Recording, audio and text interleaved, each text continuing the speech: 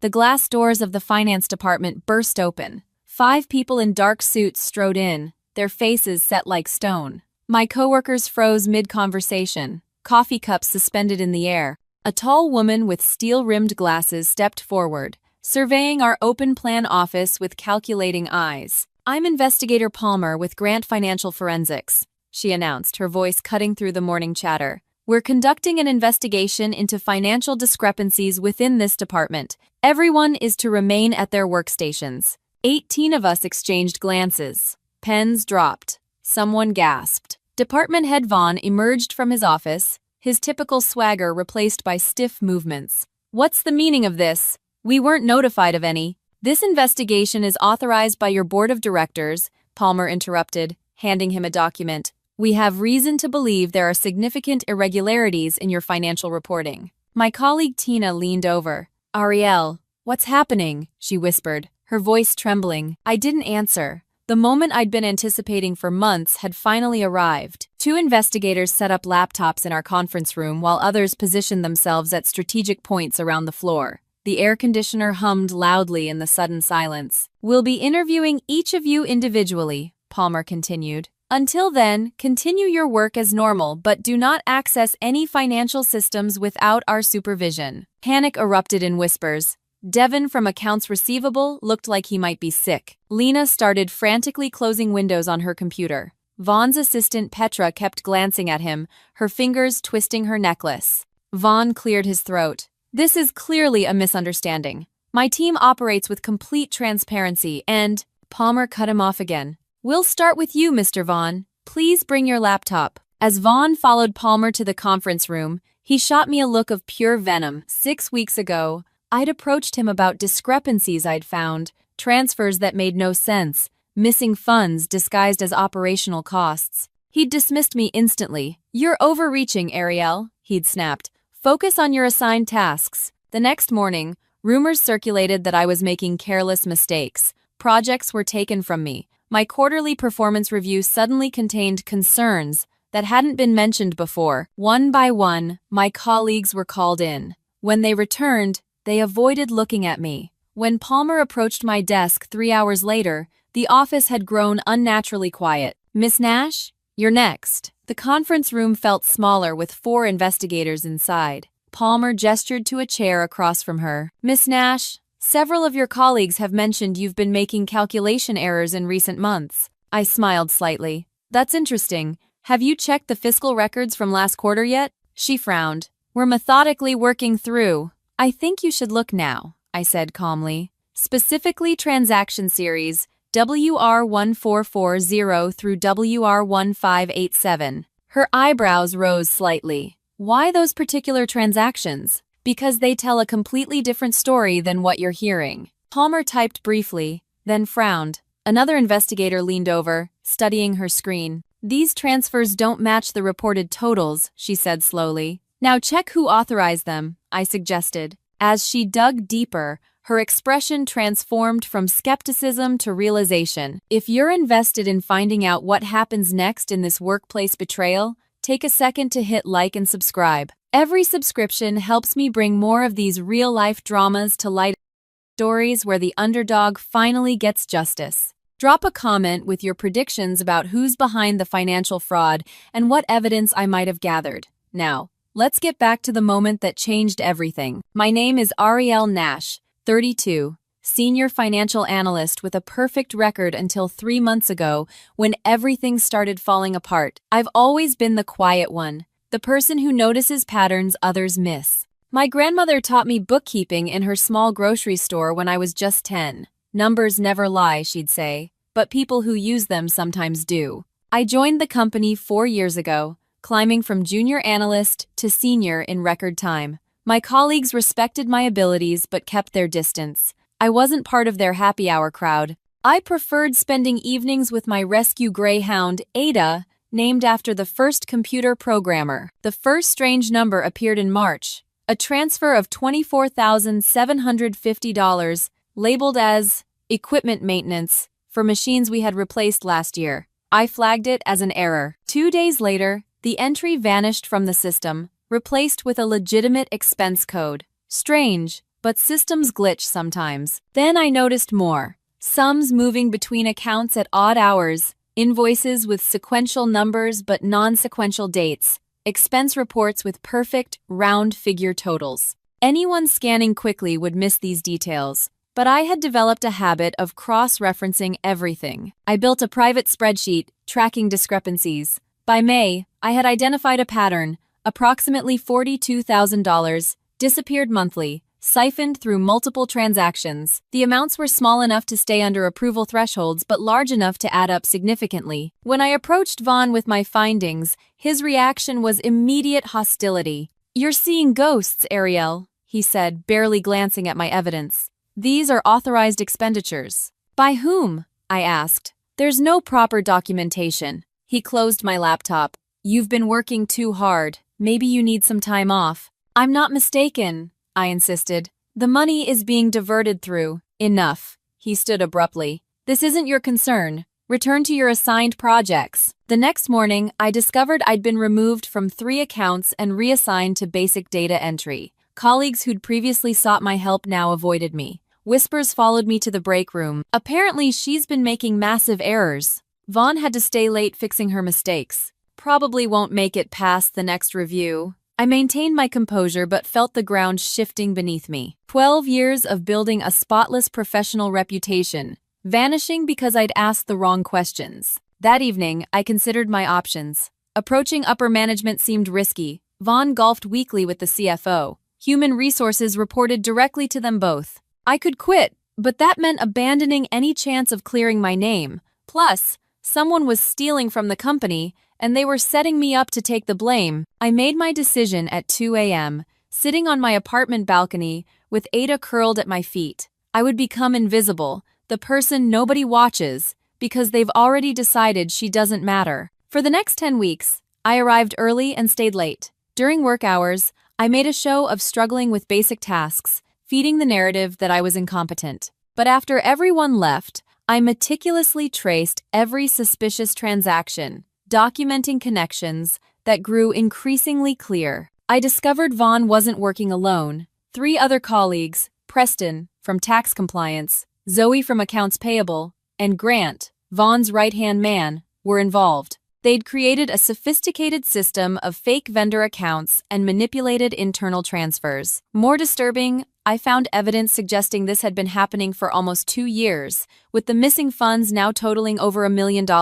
The week before the investigation, I'd noticed increased activity. Larger transfers, hasty cover-ups. They were accelerating their timeline, perhaps planning to frame me completely before moving on. I knew I had to act before they did. I anonymously sent key evidence to the board of directors, just enough to trigger an investigation but not enough to show my hand. Then I waited. Now, sitting across from Palmer, I pulled a memory stick from my pocket. This contains my analysis. 18 months of patterns showing how they diverted company funds to private investments. The transactions were timed to coincide with my audit days, making it appear I was responsible. Palmer's eyes narrowed. "Why didn't you report this through proper channels?" "Because the proper channels were compromised," I replied. "Vaughn and the CFO are close friends. HR reports to them both." "So you conducted your own investigation," she said, not as a question. "I protected myself," I corrected.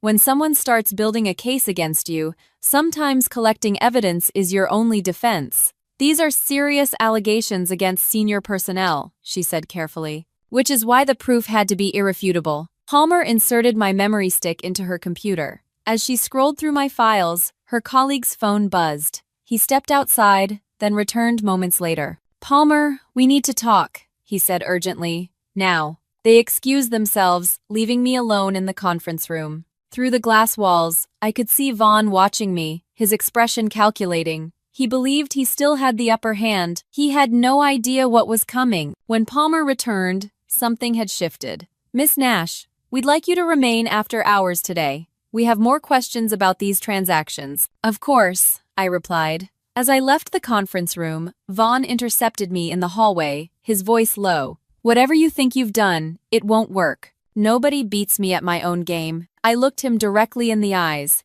"I'm not playing your game. I created a new one." He laughed, but uncertainty flickered across his face. You should have taken the hint and resigned when you had the chance. Now you'll leave in disgrace. I simply smiled and returned to my desk, feeling his eyes burning into my back. What he didn't know, what none of them knew, was that I had uncovered something far worse than simple embezzlement. The rabbit hole went deeper than anyone suspected, and I had followed it all the way down. The rest of that day moved like a carefully orchestrated dance. Investigators converted our break room into a command center, filling it with monitors displaying financial records. Every so often, one would emerge to collect another colleague for questioning. By mid-afternoon, the atmosphere had grown thick with tension. Zoe approached my desk, voice artificially bright. Weird day, right? What did they ask you about? I noticed Preston and Grant watching from across the room. I kept my expression neutral. Just routine questions. My responsibilities, reporting structure, nothing major.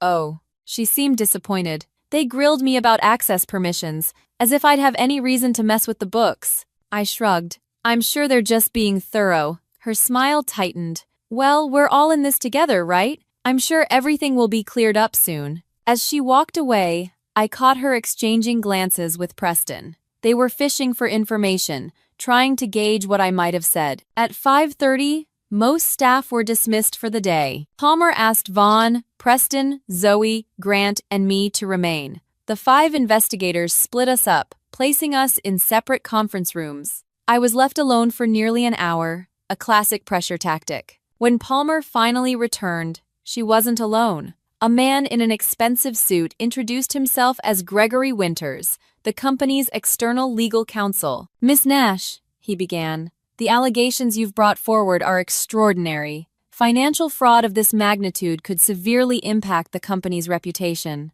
I noticed his careful wording. Not the fraud itself, but the allegations of fraud. I understand your concern, I replied. That's why I documented everything so thoroughly. Palmer placed a folder on the table. We've reviewed your evidence. Some of it is compelling, but there are gaps. Such as? You've identified unusual transactions, but haven't definitively connected them to the individuals you've named. I felt a chill. They were giving me an exit ramp, a way to back down. The connections are in the metadata, I explained. Each transaction has a digital fingerprint. Check the authorization codes, then cross-reference with login records. Palmer exchanged glances with Winters. We did. The login credentials used were yours. I'd expected this, because they were using my account. Notice the timestamps. Many of these transactions occurred while I was in documented meetings. Check the security camera footage from the executive conference room on April 12th.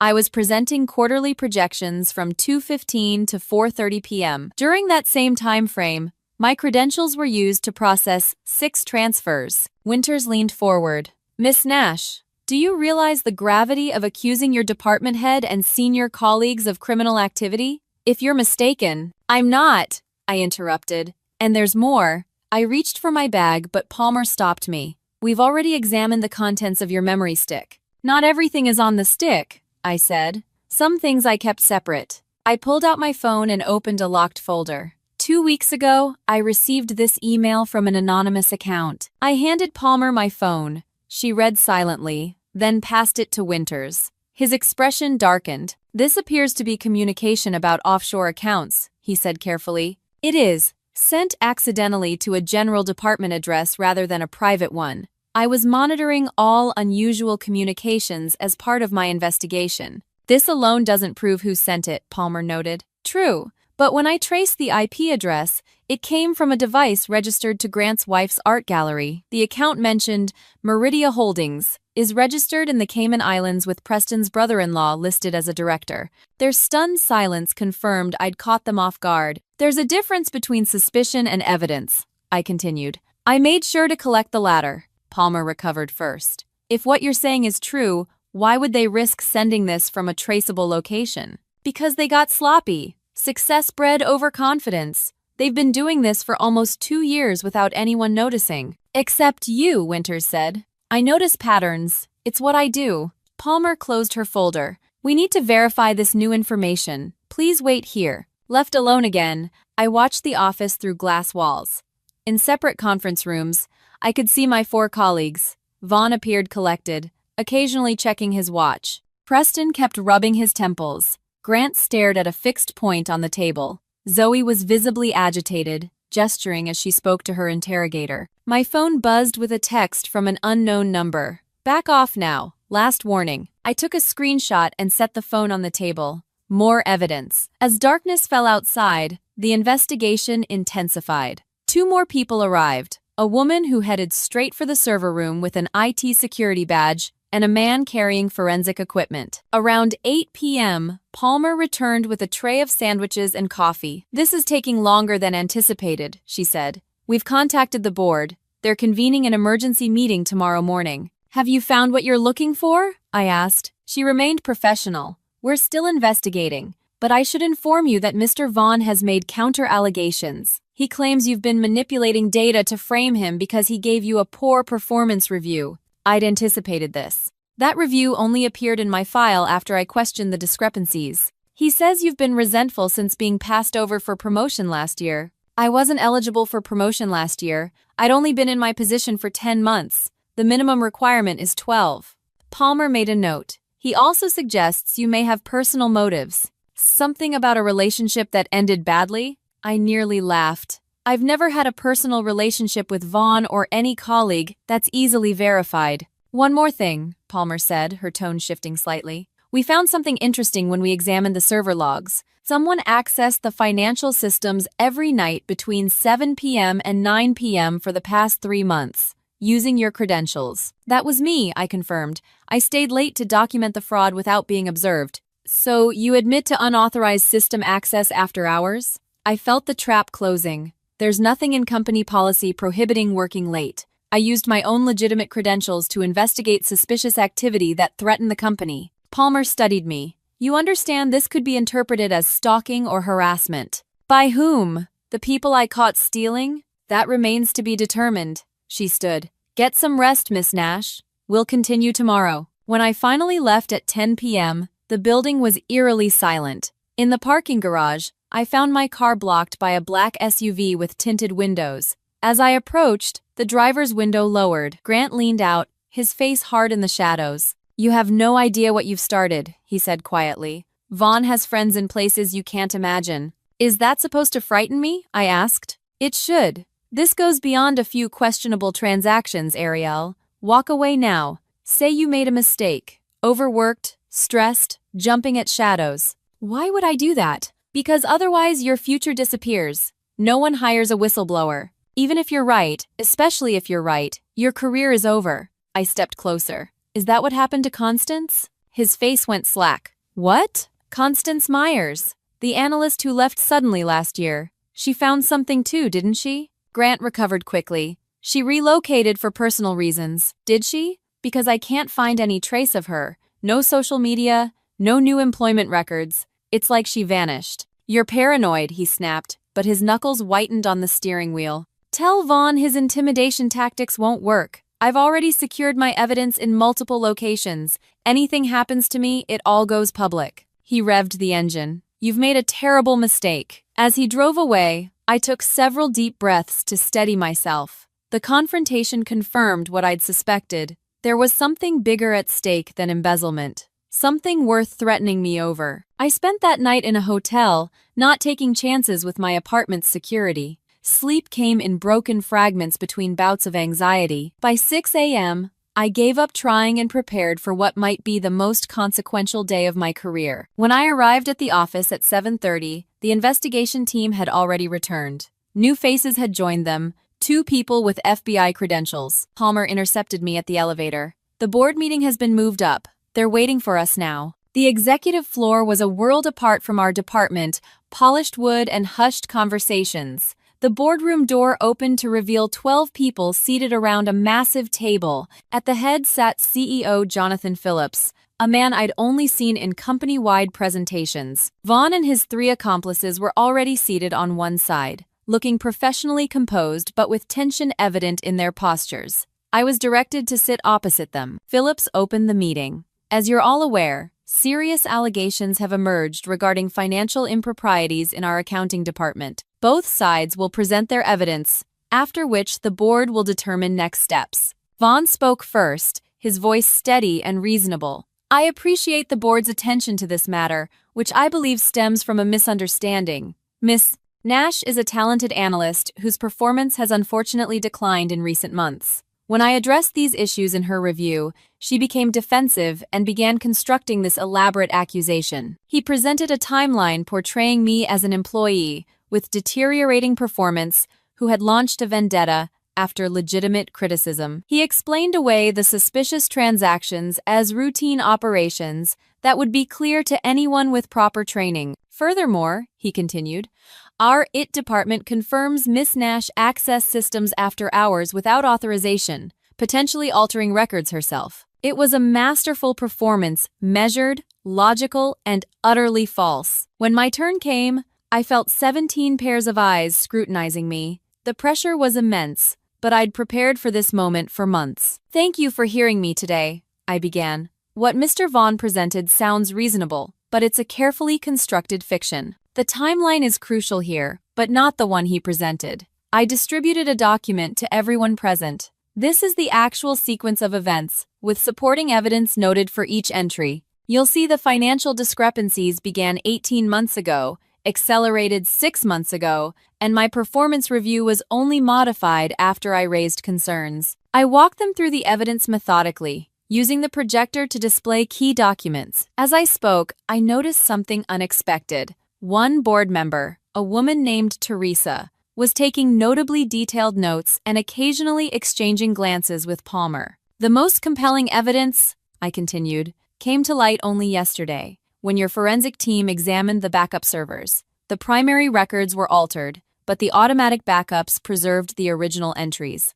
I nodded to Palmer, who projected a new document. This comparison shows the original transactions beside the modified versions. The alterations consistently redirect funds through shell companies that, when traced, connect to personal accounts held by the 4 individuals involved. Vaughn's composure finally cracked. This is absurd. She's manipulating data to frame us. The backup server timestamps can't be altered, I replied calmly. They show when each change was made and by whom. The CEO studied the documents. These discrepancies are significant. Mr. Vaughn, how do you explain them? Vaughn leaned forward. There's a simple explanation. Nash has been planning this for months. She could have easily— A sharp knock interrupted him. The boardroom door opened, and a woman entered, handing a folder to Palmer, who reviewed it quickly before passing it to Phillips. His face darkened as he read. Mr. Vaughn, were you aware of Meridia Holdings in the Cayman Islands? Vaughn went perfectly still.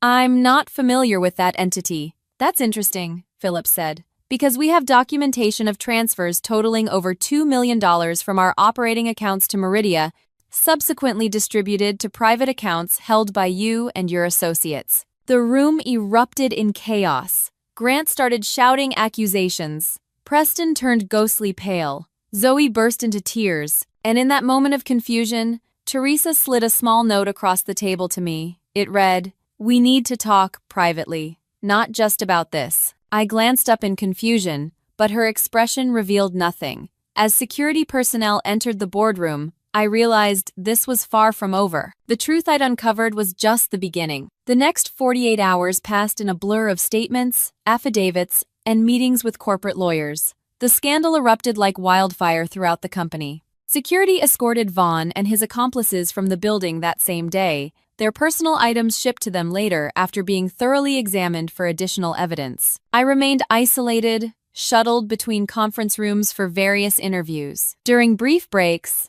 I caught glimpses of shocked colleagues huddled in small groups, their whispered conversations halting whenever I approached. Late Wednesday afternoon, Palmer found me in the small meditation room where I'd retreated for a moment of quiet. "The district attorney's office is moving quickly," she said, closing the door behind her. "The evidence is overwhelming. All 4 are facing multiple charges of fraud, embezzlement, and potentially money laundering." I nodded, feeling hollow despite the vindication. The adrenaline that had sustained me for months was crashing, leaving exhaustion in its wake. "Teresa asked to meet with you," Palmer continued, watching me carefully. "Do you know why?" "No, she passed me a note during the board meeting, but we've never spoken before." Palmer hesitated. "Teresa isn't just a board member. She chairs the audit committee and has a background in federal financial crimes investigation. Her presence at that meeting wasn't coincidental." What does that mean? It means your discovery may have uncovered something bigger than corporate theft. She glanced at her watch. She's waiting in the executive lounge. I'll take you there. The executive lounge occupied the building's top floor with panoramic views of the city. Teresa sat alone by the window, a slim leather portfolio on the table before her. In her early 50s, she carried herself with the assured confidence of someone accustomed to authority. "Miss Nash," she greeted me, gesturing to the chair opposite her. "Thank you for making time." Palmer excused herself, leaving us alone. "I've been following your work these past 2 days," Teresa began. "Your attention to detail is exceptional." "Thank you," I replied cautiously. "What made you dig deeper after Vaughn dismissed your concerns? Most people would have backed down." I considered my answer. Numbers don't lie. When someone works too hard to hide them, I get curious. She smiled slightly. "A quality we share." She opened her portfolio. "Are you familiar with financial consulting firm Abbott Partners?" "Vaguely. They're based in Chicago, I believe. They're also our company's external auditors. Have been for 7 years." She slid a document across the table. "This is their most recent audit report from 4 months ago. Perfect scores across all departments, including finance." I scanned the report. Given what we've uncovered, this audit should have flagged numerous inconsistencies. "Exactly. Either they're incompetent or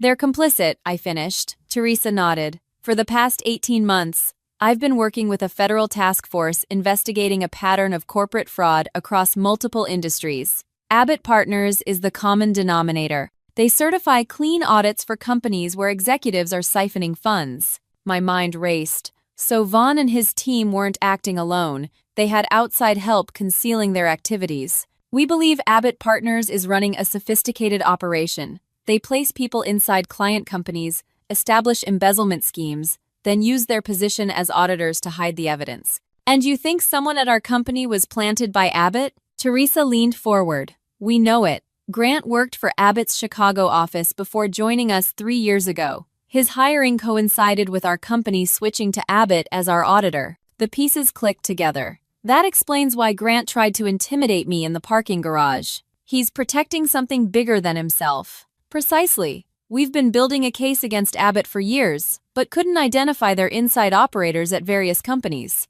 You've just handed us one network. Is that why you were at the board meeting? You were hoping the investigation would expose this connection?" Teresa nodded. "The FBI has been monitoring suspicious activities here for months, but needed concrete evidence tying individuals to Abbott. Your discovery accelerated everything." I absorbed this information, feeling both validated and uneasy. "What happens now?" "The 4 individuals from your department will face charges, but our primary target is Abbott's leadership. We need your help." "What kind of help?" "Testimony primarily. But first," she slid another document across the table, "we need to ensure your safety." I glanced at the paper. "Witness protection? A modified version. Abbott has resources and isn't above using them against whistleblowers. We've seen it before." Grant's parking garage threat suddenly felt more ominous. "You mentioned Constance Myers, didn't you?" Teresa's expression tightened. "You know about Myers? I found personnel records showing she left suddenly last year. When I mentioned her to Grant, his reaction was telling. Constance Myers discovered similar discrepancies. She approached Vaughn, then disappeared the next day. Her resignation letter cited family issues. We've been trying to locate her." A chill ran through me. "What do you think happened to her?" "Nothing good." Teresa's voice hardened. "Which is why we're taking your protection seriously." The next morning, a new crisis erupted. I arrived to find the executive floor in chaos. Phillips was shouting into his phone while board members clustered in agitated groups. Teresa pulled me aside. "The 4 suspects were released on bail last night. This morning, we discovered the primary evidence servers were physically damaged. Someone accessed the secure server room overnight." "That's impossible," I said. "Those servers are protected by biometric security." "Which means someone with high-level access is involved. Someone still inside the company." I felt the floor drop beneath me. "The evidence? Much of it is compromised. The backups were targeted specifically." "But I kept separate copies," I said. "The memory stick. My private records. Also gone. Your desk was broken into last night." My hands began to shake. Months of painstaking work, destroyed in hours. "They're going to get away with it." Teresa's expression remained calm. "Not necessarily. The company's legal counsel is trying to delay proceedings until we can reconstruct the evidence, but without your documentation. I leaned against the wall, mind racing. They knew exactly what to target. This wasn't panic destruction. It was strategic, which confirms our suspicion that someone senior is involved. Someone who knew precisely where the evidence was stored. A terrible thought occurred to me. What about the copies I gave to Palmer's team? Teresa's silence answered my question. We need to leave, she said quietly. Now. She led me through a service corridor to an elevator I didn't know existed. As we descended to the parking garage, she outlined the situation in clipped sentences. We believe Abbott has a senior contact inside the company, possibly an executive. The operation is more extensive than we realized. With the evidence compromised, the case is unraveling. The DA is being pressured to drop charges. So they win, I said numbly. Not yet, Teresa's voice hardened. But we need to move you to safety while we regroup. A black sedan waited in a reserved space. As we approached, a man stepped out of the shadows. Grant. My heart lurched. Going somewhere? He asked, his voice eerily pleasant. Teresa positioned herself between us. This is a federal matter now, Mr. Grant. Interfering would be unwise. He smiled. No interference, just delivering a message. He looked directly at me. Vaughn appreciates your creativity, Arielle. A shame your evidence couldn't withstand scrutiny. The evidence was destroyed, I countered, not discredited. A distinction without difference in court. His confidence was chilling. The board is reconsidering its position. By this afternoon, this unfortunate misunderstanding will be resolved. Vaughn has graciously offered to not pursue defamation charges if you tender your resignation immediately. The casual arrogance infuriated me. After everything they'd done, the theft, the manipulation, potentially harming Constance, they expected to simply walk away. Something shifted inside me. A calm clarity replaced my anxiety. Tell Vaughn I'm looking forward to seeing him this afternoon, I replied. At the board meeting. Grant's smile faltered slightly. There's no board meeting scheduled. There will be, I said with newfound confidence. Emergency session at 2 p.m. Teresa gave me a questioning look but remained silent. Grant studied my face, searching for deception. Finding none, uncertainty crept into his expression. What are you planning? Just delivering a message of my own. See you at 2. As he retreated, Teresa guided me quickly to the car. What board meeting are you talking about? I smiled. The one you're going to call right now. At precisely 2 p.m., the boardroom filled once again. Vaughn, Preston, Zoe, and Grant entered as a unified front, their confidence restored by the morning's developments. They took their seats with the air of people who had weathered a minor inconvenience rather than criminal charges. Phillips opened the session. We've called this meeting to address recent developments regarding the financial investigation. In light of new information, we need to reassess yesterday's conclusions. Vaughn smiled thinly. I appreciate the board's willingness to correct a misunderstanding. As I maintained from the beginning, these allegations were baseless. I sat silently, watching. Teresa beside me, equally composed. The company's legal counsel spoke next. Given the compromise of key evidence, the district attorney is re-evaluating the case. We have been advised that charges may be withdrawn pending further investigation. Murmurs rippled through the room. Several board members appeared troubled but resigned. Additionally, the counsel continued, Mr. Vaughn has raised concerns about the investigation's procedural integrity. He alleges evidence may have been manipulated. Vaughn leaned forward. I take no pleasure in this situation. Mistakes happen, even with dedicated employees like Miss Nash. I'm prepared to put this unfortunate episode behind us. His magnanimity made my skin crawl, but I maintained my composure. Phillips turned to me. Miss Nash, do you have anything to add before we proceed? I stood slowly, feeling all eyes upon me. Yes, I'd like to address the compromised evidence. There's little to address, Vaughn interjected. The alleged evidence no longer exists. That's not entirely accurate, I replied. While the local copies were destroyed, I never kept all my evidence in one place. The room went silent. 3 months ago, I recognized the pattern of harassment following my initial report. I anticipated potential retaliation, including destruction of evidence, so I took precautions. I removed a small device from my pocket. This is an encryption key containing complete duplicates of everything. Original transactions, modified entries, transfer records, offshore account details. The entire trail. Vaughn's smile froze. But that's just documentation. The truly compelling evidence is something else entirely. I pressed a button on my phone. I'd like to play a recording for the board. Grant's voice filled the room. This goes beyond a few questionable transactions, Arielle. Walk away now. Say you made a mistake. My response followed. Why would I do that? Then Grant again. Because otherwise, your future disappears. No one hires a whistleblower. And finally, the critical exchange about Constance Myers. As the recording ended, Vaughn's face contorted with fury. You recorded that conversation illegally. Actually, Teresa interjected, Miss Nash was wearing a federal wire during that encounter. We have proper authorization. I continued calmly. But the parking garage conversation is just the beginning. For the past month, I've been working directly with Miss Teresa's federal task force, wearing recording devices during multiple interactions with all 4 conspirators.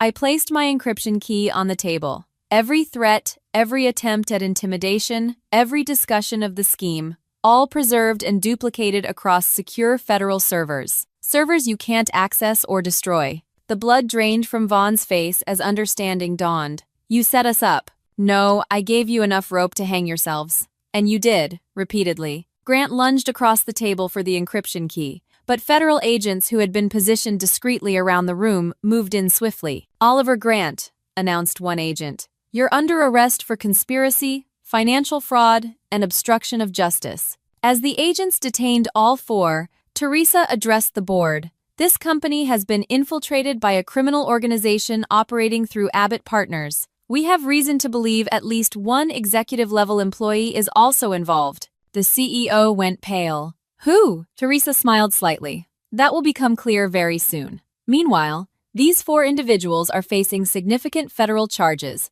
Charges supported by evidence they cannot access or destroy. As Vaughn was led away, he locked eyes with me one final time. This isn't over, he hissed. Actually it is, I replied, and Constance Myers sends her regards. His shock was palpable. The investigation had uncovered Constance living under an assumed name in Arizona, frightened but alive, ready to testify. In the aftermath, the company underwent a complete restructuring. 3 executives with ties to Abbott Partners resigned. The board appointed Teresa as interim CFO to rehabilitate the finance department. And me? I was offered a new position, Director of Financial Integrity, reporting directly to the board. My first assignment, designing new systems to prevent similar schemes across all company divisions. Sometimes justice isn't about dramatic confrontations. Sometimes it's about patience, meticulous documentation, and understanding that the most effective revenge isn't destroying your enemies, but using their own actions to bring them down. If you found this story of corporate justice satisfying, make sure to like and subscribe for more true accounts of underdogs who refuse to be silenced. Have you ever encountered workplace corruption? Share your experiences in the comments below. And if this story taught you anything about standing up for what's right, pass it along to someone who might need the inspiration. Until next time, remember, the truth has a way of surfacing, no matter how deep people try to bury it.